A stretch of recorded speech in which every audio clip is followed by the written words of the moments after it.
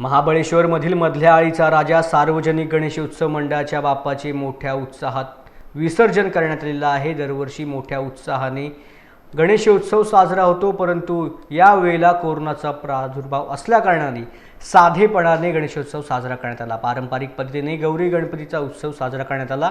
महिलांनी फुगड्या घालत उत्साहामध्ये बाप्पाला निरोप दिलेला आहे। श्री गणपती चरणी कोरोनाचे संकट दूर कर आणि पुढल्या वर्षी यापेक्षा मोठ्या उत्साहात ये असे साकडे सुद्धा घातलेले आहे।